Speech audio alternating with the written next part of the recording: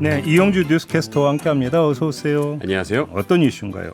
네, 31명의 사상자를 낸 경기 화성시 리튬 1차 전지 제조업체 아리셀이 최근 5년간 고용노동부로부터 어떠한 산업안전 감독도 받지 않은 것으로 확인됐다는 이슈입니다. 하여간 여러 가지 문제가 꼬리에 꼬리를 물고 지금 제기가 되고 있는데 도대체 어떻게 이럴 수가 있습니까? 예, 어제인 27일 노동부는 아리셀 설립 이후 산업안전 점검 감독 현황을 묻는 더불어민주당 박해철 의원의 질의에 해당 사항이 없다고 밝혔습니다. 그렇다면 아리셀은 설립된 2020년 5월 이후 단 한 번도 감독이 이루어지지 않은 것인데요. 네. 비상구 미설치, 안전관리자 미선임, 부실한 안전교육 의혹 같은 총체적 안전체계 부실이 이번 참사의 원인으로 지목되고 있는 가운데 이 당국의 허술한 감독망도 도마 위에 오를 것으로 보입니다. 근데 이거 산업안전감독은 필수 아닌가요? 예, 그런데요. 이 정부의 이 산업안전감독은 매년 사업장 안전감독 이 종합 계획에 따라 혹은 산업재해 예방을 위해 필요하다고 판단하는 경우에 실시합니다. 쉽게 말하자면 정부가 일부 사업장만 선별해서 이루어지는 형태인데요. 아리셀은 고위험 물질인 리튬을 취급하고 이 전국에서 이주노동자 밀집도가 특히 높은 화성 전곡 산업단지에 위치해 있음에도 선별이 되지 않았다는 점에서 당국의 감독망이 촘촘하지 않다라고 볼 수 있는 대목입니다. 그러니까 필요한 것만 선별해서 감독을 한다? 네, 그렇습니다. 또 노동부가 지난 2023년도부터 정기 감독을 계도 중심의 위험성 평가로 대체하면서 이 안 그래도 허술한 감독 제도의 구멍이 더 커졌다 이런 지적도 나오고 있는 상황인데요. 네. 위험성 평가는 이 사업장의 유해, 위험 요인을 노사가 자율적으로 파악한 뒤에 대책을 마련해 실시하는 일련의 과정입니다. 아리셀 같은 중소기업은 노동부가 말하는 기업의 자율 예방 체계 구축이 이루어지기 어려울 가능성이 큽니다. 이게 불법 구조 변경도 있었다면서요? 예, 맞습니다. 화재 폭발 위험이 있는 리튬 배터리는 관계 법령상 위험물로 간주돼서 작업에 필요한 양만 빼고 나머지는 별도 장소에 보관해야 합니다.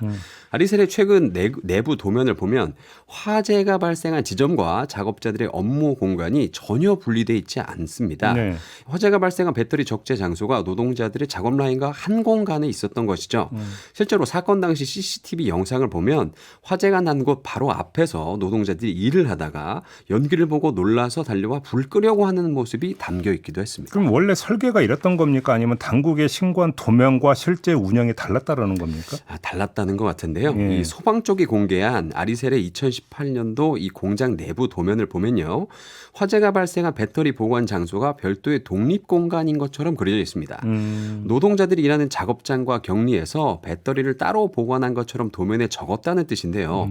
때문에 아리셀의 공장 사용 승인이 난 2018년도 당시엔 위험물을 적재할 별도 공간을 갖춘 걸로 도면을 신고하고 실제 사업할 때 내부 구조를 임의로 변경했을 가능성이 제기되고 있습니다. 불법 파견 의혹도 나왔죠? 예, 파견법은 원칙적으로 32개 업종만 파견 근로를 허용하고 있습니다. 그런데 이번에 난 사고가 난 이 아리셀 같은 제조업 직접 생산 공정 업무는 파견법이 명시적으로 규정한 파견이 금지된 업종입니다. 이번에 희생된 외국인 노동자들이 맡았던 군용 1차 전지 검수와 포장 업무는 제조업 직접 생산 공정 업무에 해당할 가능성이 매우 큽니다. 왜냐하면 헌법재판소에서 2017년에 제품을 검사 및 포장하는 업무도 제조업 근간이 되는 핵심 업무로서 직접 생산 공정 업무에 해당한다고 판단했기 때문입니다. 근데 아리셀 쪽은 불법 아니라고 지금 주장하고 있는 거 아니에요? 예, 맞습니다. 이 아리셀은 업무 지시 등을 외국인 노동자 제공업체인 메이셀이 직접 했다면서 자신들은 이 도급 계약이라고 주장을 하고 있습니다. 파견은 이 노동자를 지원받은 업체가 직접 업무 지시와 감독을 하는 것이고요. 도급은 일부 업무 자체를 하청업체에게 맡기는 것으로 업무 지시 등은 하청업체가 맡습니다. 때문에 외국인 노동자들에게 업무 지시를 내린 것은 인력 공급 업체라고 말한 이 아리셀의 측의 주장은 불법 파견이 아니라는 주장을 펴려는 이 의도로 분석되고 있는데요.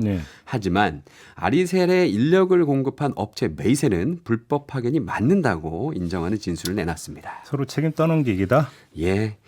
한편 이 노동부가 2년 전 아리셀에 대해서 실시한 근로 감독에서 지금 논란이 되고 있는 불법 파견 의혹 문제가 적발되지 않았다는 점도 확인됐는데요.